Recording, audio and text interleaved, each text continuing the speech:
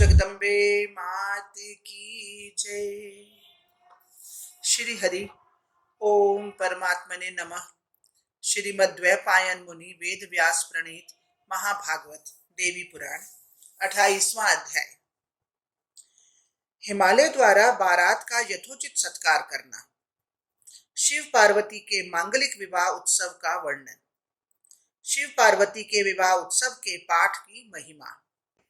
श्री महादेव जी बोले, इसके बाद महेश्वर को आया हुआ जानकर गिरिराज हिमालय ने वहां आकर उनकी विधिवत पूजा की और उन्हें स्वयं पुर में प्रवेश कराया। साथ ही हिमालय ने ब्रह्मा, विष्णु और इंद्र की आदि श्रेष्ठ देवताओं की यथोचित पूजा करके उन्हें भी अपने पुर में प्रवेश कराया। इसी प्रकार प्रसन्नचित्त गिरिराज हिमालय मरीचि आदि महर्षियों की भी यथोचित पूजा करके उन्हें अपने पुर में ले गए। रत्नों के आभूषणों से अलंकृत, सोने के दिव्य मुकुट से सुशोभित, 2 भुजाओं तथा अन्य अत्यंत सुंदर मुख वाले, चंद्रमा से सुशोभित सिर वाले और सैकड़ों सूर्यों की प्रभा के तुल्य प्रतीत होने वाले शांत स्वभाव पार्वती नाथ शिव को देखकर मेनका और उसी तरह गिरिराज हिमालय भी अत्यंत आनंदित हुए।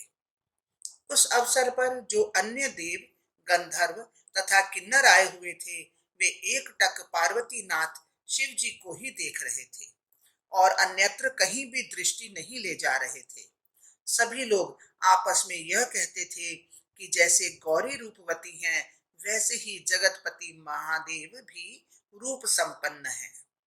इसके बाद सुंदर लक्षणों से युक्त मुहूर्त आने पर गिरिराज हिमालय ने पार्वती का पूजन करके वैवाहिक विधि से देवाधिदेव शिव को प्रदान कर दी और प्रसन्न मन शंभु ने जगत का सृजन, पालन एवं संहार करने वाली उन हिमालय पुत्री पार्वती का पत्नी रूप में पाणी ग्रहण किया।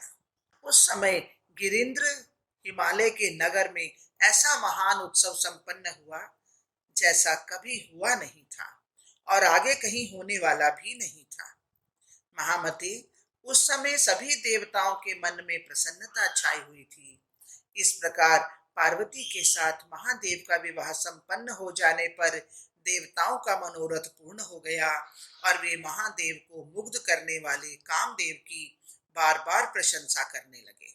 वहां पर पार्वती सहित भगवान शंकर को देखकर सभी देवता, गंधर्व और ऋषिगण परस्पर कहने लगे, अहो, बुद्धि संपन्न गिरिराज हिमालय का महान सौभाग्य है कि साक्षात जगत जननी भगवती उन्हें कन्या रूप में प्राप्त हुई है।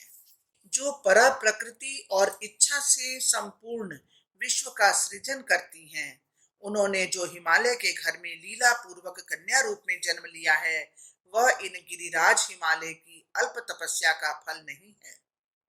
मैना के पूर्व जन्म के संचित अतुलनीय भाग्य का क्या वर्णन किया जाए, जो कि ये जगत जननी इन पार्वती की भी माता के रूप में प्रतिष्ठित हुई हैं।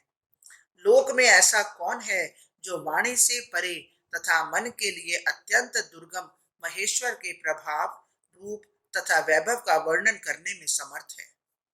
इस प्रकार रूप से संपन्न पार्वती तथा परमेश्वर को देखकर सभी लोग आपस में अन्य प्रकार की बहुत सी बातें कर रहे थे।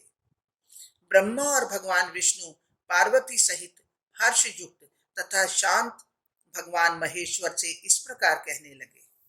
ब्रह्मा और विष्णु बोले, प्रभु देव, आपकी भार्या ये पार्वती वे ही सती हैं जिनके वियोग जनित दुख से व्यथित होकर आप पूर्व काल में तपस्या में लीन हो गए थे।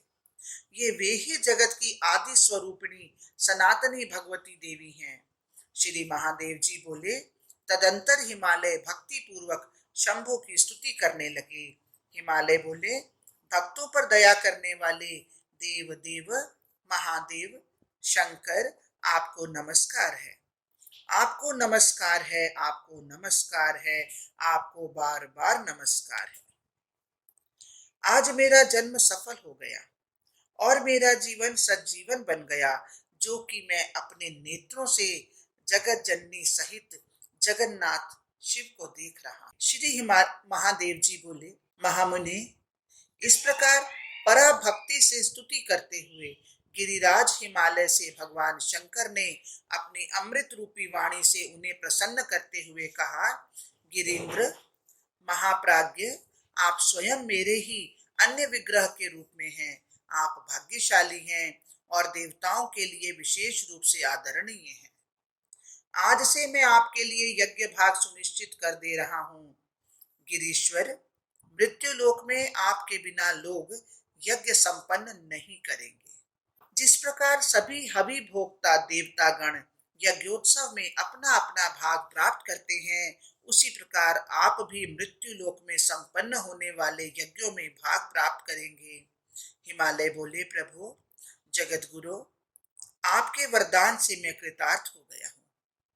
शंभो कृपा निधे, अब मैं एक अन्य वरदान के लिए प्रार्थना कर रहा हूँ। शरणागतों पर वात्सल्य भाव रखने वाले महेश्वर देव, इस पार्वती के साथ आप यहीं पर रमण कीजिए और मुझे पवित्र कर दीजिए।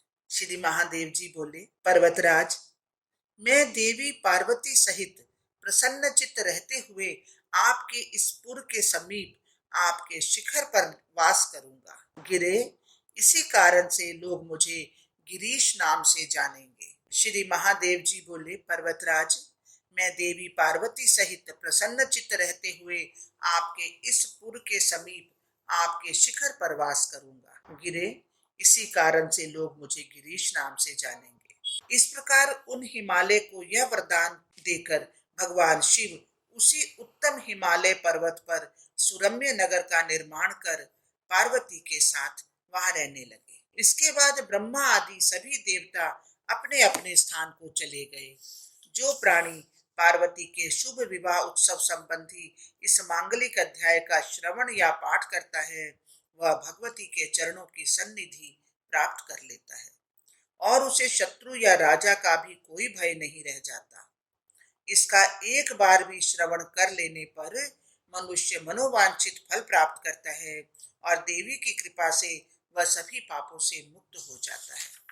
मुनि श्रेष्ठ, इस प्रकार मैंने आपको वह सब बता दिया जिस प्रकार भगवान महेश्वर ने पूर्णा प्रकृति दक्ष कन्या सती को फिर से प्राप्त किया था।